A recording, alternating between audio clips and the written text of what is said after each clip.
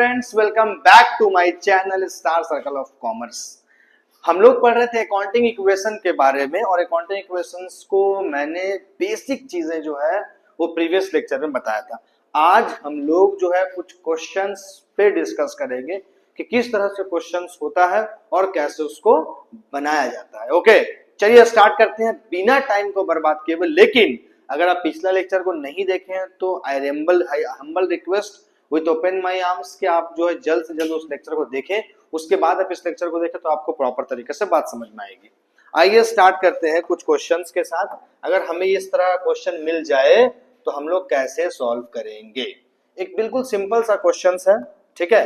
देखिए आप सभी को दिख ही रहा होगा क्वेश्चन कि यहाँ पे Harish started business with cash.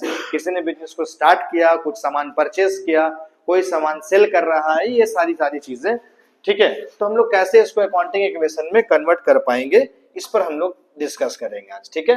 Okay students, clear है सभी को दिख रहा है। चलिए रेडी स्टार्ट करते हैं।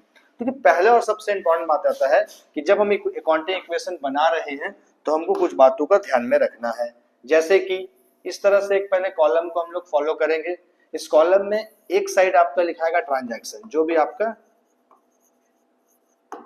ट्रांजैक्शंस होंगे, ठीक है। उसके अलावा एसेट्स इक्वल्स टू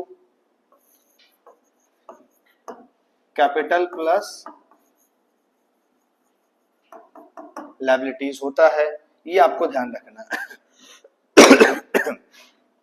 अब देखिए सबसे पहला क्वेश्चन है कि Harish started business with cash.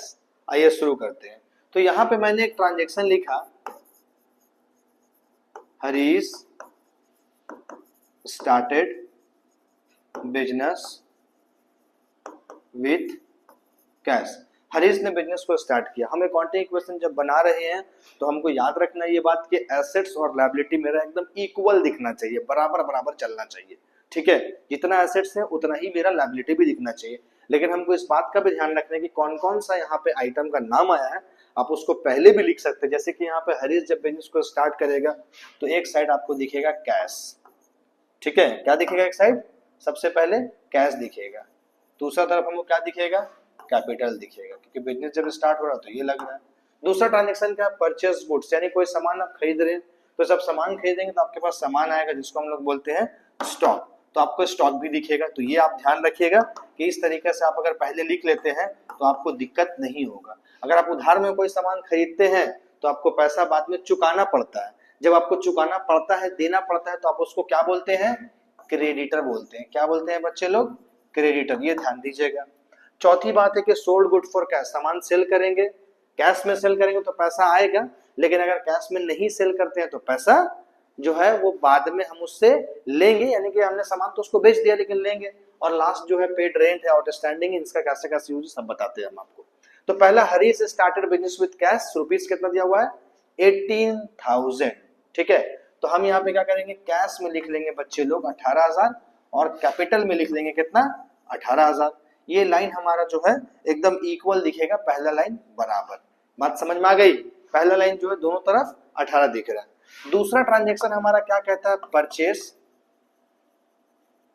Goods for cash 5,000 and on credit 2,000।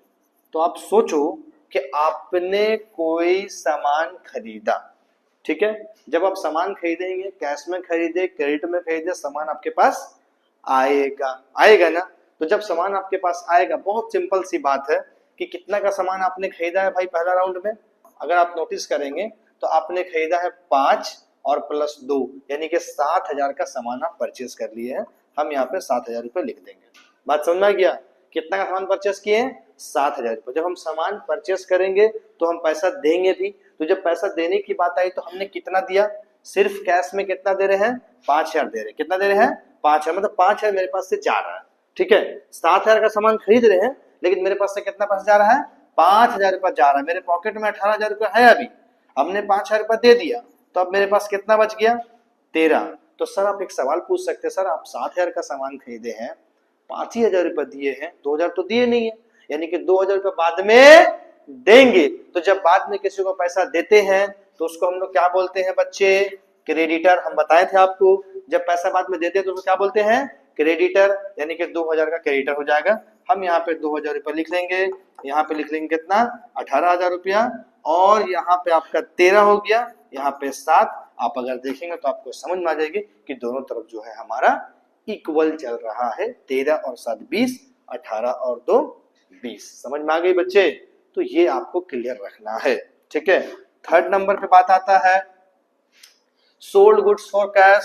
देखो लास्ट प्रीवियस लेक्चर में भी हम आपको बताए थे सोल्ड गुड्स फॉर कैश, लेकिन इस पर एक शर्त रखा गया कि कितना में सामान को सेल किया जा रहा है, 4000 में, जबकि सामान का दाम कितना है बच्चे, 2400।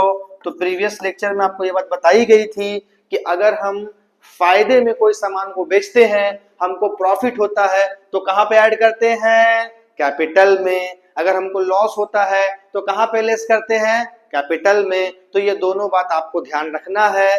तो यहाँ पे क्या हो रहा है कि 2400 का सामान है जिसको हम लोग कितना में बेच रहे हैं, 4000 में। मेरे पास टोटल 7000 का स्टॉक है, उसमें से हमने क्या किया कि 2400 का स्टॉक निकाल दिया।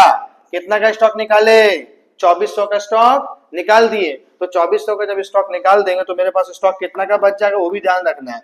तो 7000 में 2400 अगर हम घटा देंगे तो 4600 का स्टॉक मेरे पास बच गया। तो बच्चे लोग एक बात समझो कि 2400 का माल दे दिए, लेकिन कितना पैसा ले लिए, 4000 रुपया। 4000 रुपया अपने पॉकेट में हम जोड़ भी लेंगे। समझ में आई बात? हम लोग क्या किए, 2400 का माल दिए और लिए कितना, 4000 रुपया। तो अब जब 4000 रुपया लिए तो सर हम लोग को फायदा हो गया। कैसे, 2400 का माल को हमने कितना में बेच दिया, 4000 में। 1600 रुपए का जो प्रॉफिट हुआ है, उस प्रॉफिट को हम लोग कहां ऐड कर देंगे, कैपिटल में। तो यहाँ पे कितना हो जाएगा बाबू, 19600, और यहाँ पे कितना हो जाएगा, 2000 हो जाएगा। तो 17,4 21,600 रुपया, और इधर पे दोनों को ऐड कर दिए तो 21,600 रुपया। तो दोनों तरफ बराबर दिख रहा है, अकाउंटिंग इक्वेशन का कॉन्सेप्ट क्लियर चल रहा है, ठीक है। तो ये आप ध्यान रखिएगा। दूसरी बात आता है, इसको हम लोग यहाँ पे ऐसे लिख सकते हैं न्यू इक्वेशन, क्योंकि जिससे हमको बात समझ में आया ना। तो ये ध्यान दीजिएगा, जैसे कोई नया इक्वेशन जनरेट हो रहा है, अमाउंट आ रहा है, आप वहां पे न्यू इक्वेशन लिख दीजिए। चौथे नंबर पे बात जो आया, क्या आया, रेंट पेड, और दूसरा क्या दिया, आउटस्टैंडिंग 200। मैंने आपको बताया था कि अगर रेंट पेड रहे, हालांकि दोनों चीज लिख दे, रेंट पेड एंड शॉर्ट में लिख रहे हैं आउटस्टैंडिंग। रेंट पेड रहे तो मैं आपको बताया था कि दो जगह से अमाउंट घटेगा। कहां से सर, कैश से भी और कैपिटल से। रेंट पेड रहे, सैलरी पेड रहे, कमीशन पेड रहे, इंटरेस्ट पेड रहे, वेजेस पेड रहे, कुछ भी पेड अगर इस तरह से रहे तो कैश और कैपिटल दोनों तरफ से पैसा माइनस कर देना है। और अगर कुछ भी रिसीव रहे तो दोनों तरफ से क्या करना है, पैसा ऐड कर देना है। तो ये लॉजिक आपको ध्यान में रखना पड़ेगा, ठीक है। तो जैसे यहाँ पे रेंट पेड लिखा है, तो कितना रेंट पेड है भाई, 1000 है। तो हम क्या करेंगे, यहाँ पे 1000 रुपया माइनस कर देंगे। बात समझ में आ रहा है? कहां से माइनस करना है, कैश से और कैपिटल से, याद रहेगा ना, ठीक है। अब दूसरी बात क्या है, आउटस्टैंडिंग। आउटस्टैंडिंग का मतलब क्या होता है, लायबिलिटी। आउटस्टैंडिंग एक लायबिलिटी होता है जिसको हमको चुकाना है। तो जब भी कभी आउटस्टैंडिंग दिए रहे तो यहाँ पे आप आउटस्टैंडिंग लिख दीजिए। और आउटस्टैंडिंग हमेशा लायबिलिटी साइड में लिखाएगा।